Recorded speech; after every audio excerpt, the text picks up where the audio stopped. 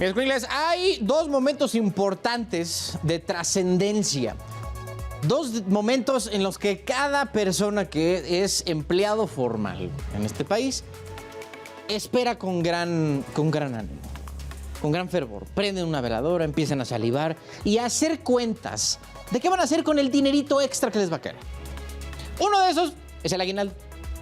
El segundo de esos es el PTU, o la PTU, que pues, para quien no conozca es el famosísimo reparto de utilidades. En teoría, y según tengo entendido, ahorita me van a corregir si no, les tuvo que haber caído hace 3 días, ¿no? El 20 de mayo. Pero, para que no les mientan ni nada... Oye, Miguel Ángel, pues, ¿sí tenía razón yo? ¿20 de mayo? Sí, bueno, se debe pagar en mayo porque las empresas tuvieron la obligación de presentar su declaración anual de impuestos en marzo pasado. Entonces, 60 días después es cuando tienen la obligación de hacer el cálculo y el reparto de la PTU, en el caso de las empresas. A lo mejor traías la fecha del 20 porque en diciembre se debe pagar el aguinaldo y sí debe ser el 20 de diciembre, correcto. Okay. Pero la PTU en mayo, o sea, este mes para las empresas y para las personas físicas que también generan utilidades y pagan este derecho constitucional a que tienen el derecho de los trabajadores, es en junio próximo. Y me llamó la atención la precisión que hacías hace ratito de los trabajadores, quien tiene un trabajo formal. Sí. Y eso es importante aclararlo porque es un derecho, como les decía, que está consagrado en la Constitución para los trabajadores, todos aquellos que sean trabajadores y que tengan una relación laboral formal, es decir, que los haya contratado una empresa o una persona física y que reúnan las 3 características para ser trabajador subordinado, es decir, que que presten un servicio personal, remunerado y subordinado. Puede haber trabajadores que presten sus servicios de manera independiente y que no cumplan con estas características. Entonces, esas personas también son trabajadores que sí generan un ingreso, que están dentro de una economía en el país, incluso con algún régimen fiscal en particular, pero no tienen una relación laboral formal con una empresa, entonces ellos no tienen derecho al reparto de la PTU, pero el resto de los trabajadores sí, así en términos generales, con la única excepción de los trabajadores eventuales, es decir, aquellos que hubieran prestado sus servicios menos de 60 días el año pasado, ¿no? En 2023. Okay. Oye, Miguel Ángel, a ver, empezamos por lo básico si quieres.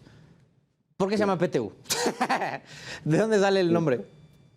Está en la Constitución, es la participación de los trabajadores en las utilidades de las empresas. Okay. Esa es la abreviatura de la PTU, o lo que generalmente lo conocemos como reparto de utilidades. Sí.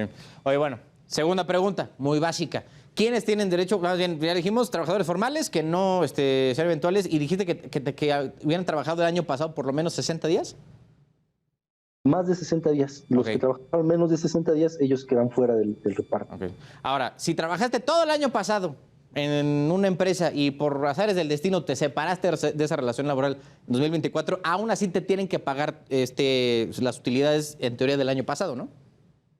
Correcto, porque ya es un derecho ganado, la persona lo fue obteniendo a lo largo de todo 2023, entonces este año, aunque ya no tenga esa relación laboral con esa empresa, pero sí generó el derecho, entonces debiera cobrarlo igualmente ahora en mayo.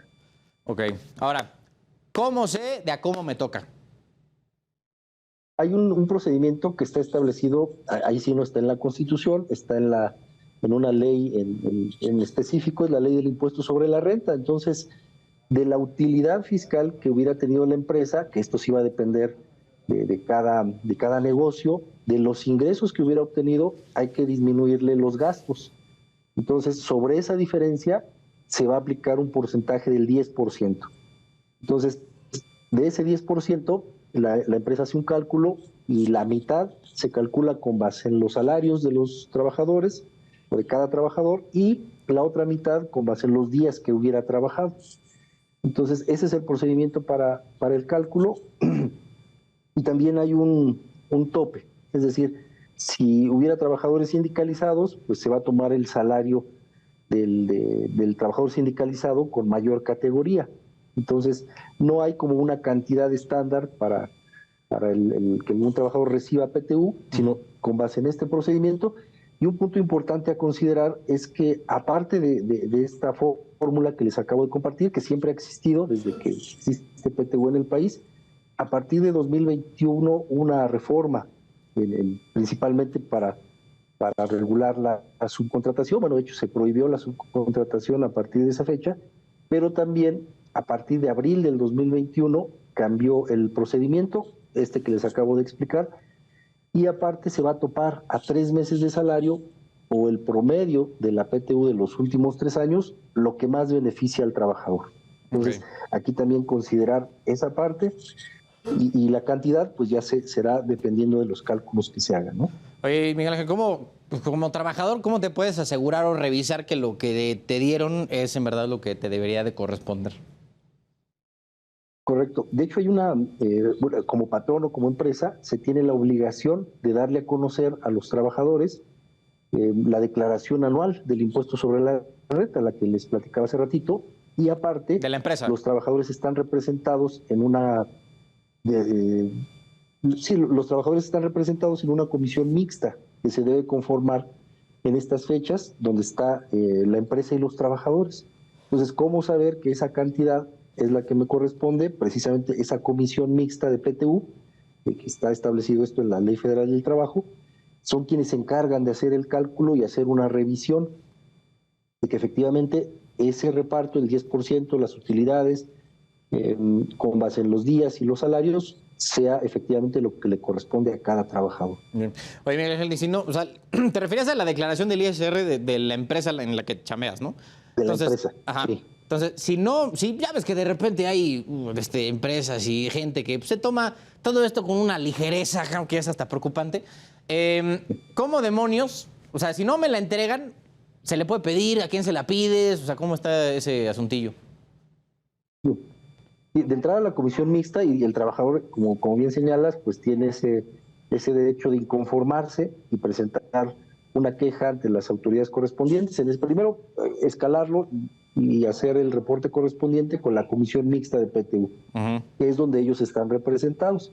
En dado caso que pues no tuviera eco en esa comisión mixta, pues existen las instancias legales para estos efectos, que sería la Procuraduría de Defensa del Trabajo, donde ya el trabajador tendría que inconformarse y decir, bueno, no me informaron, no sé si mi empresa tuvo o no PTU y quisiera hacer valer ese derecho. Y para las empresas, como bien señalas, que pudieran tomarlo un poquito a la ligera, pues hay sanciones. Hay sanciones en caso de que si hubieran generado una utilidad, no la hubieran repartido, entonces, pues por cada trabajador afectado hay una sanción que va en veces la unidad de medida y actualización, son 50 a 250 veces la UMA, así se le conoce, que son entre 50,000 pesos y poquito menos de $500,000 de pesos. Entonces sí son sanciones onerosas. Me parece que lo que tendría que mover a los empresarios pues es cumplir con ese derecho constitucional, con esa obligación, ese mandato constitucional, y pues darle ese beneficio a los trabajadores que está consagrado en la Carta Magna. Va. Oye, Miguel Ángel, nada más ayúdanos a darle a todas las herramientas legales posibles a toda la gente que nos están debiendo. Fundamentos legales de este asunto de poderle pedir a tu empleador el tema de la declaración y cómo está el asunto. Apunten. Entonces, en la Ley Federal del Trabajo, ¿qué artículos o cómo está el asunto? Sí, claro que sí. Pues les platicaba desde la propia Constitución. Artículo, mira, no lo tengo aquí a la mano, pero está en la Ley Federal del Trabajo. Ajá. Y parte de la Constitución. O sea, yo creo que ahí habría que fundamentarnos principalmente. Artículo 123, es decir, creo que es bastante claro.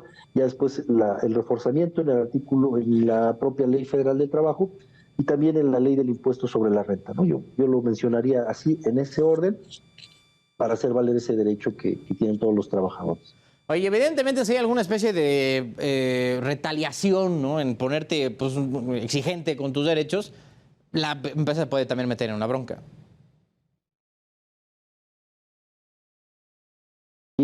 Sí, definitivamente. Ok, va. Algo más que necesitamos saber, mi estimado Miguel Ángel. Las sanciones son bastante onerosas, entonces me parece que lo que debiera hacer los empresarios es cumplir en tiempo. Mayo es la fecha límite para el pago de de este beneficio y evitarse ese tipo de sanciones que son, por decirlo menos, son las sanciones monetarias, pero hay otras sanciones de tipo no monetario, donde si hubiera alguna inconformidad por parte de los trabajadores, pues esto podría dar pauta a una inspección por parte de los auditores de la Secretaría del Trabajo, en donde ya se revisarían condiciones generales de trabajo, no solo el solo pago de la PTU, sino en general cómo está prestando el servicio del trabajador y que otros derechos pudieran no estarse respetando. Entonces, a ver, nada más, fecha límite, 30 de mayo, ¿no? Bueno, último día hábil de mayo, me imagino. Último día, correcto. Ok, perfecto. Miguel Ángel Silva Pedrosa, integrante del Colegio de Contadores Públicos de México, gracias. A ustedes, muchas gracias. Un gusto estar y acompañarlos aquí esta tarde. Igualmente, un placer tenerte por acá.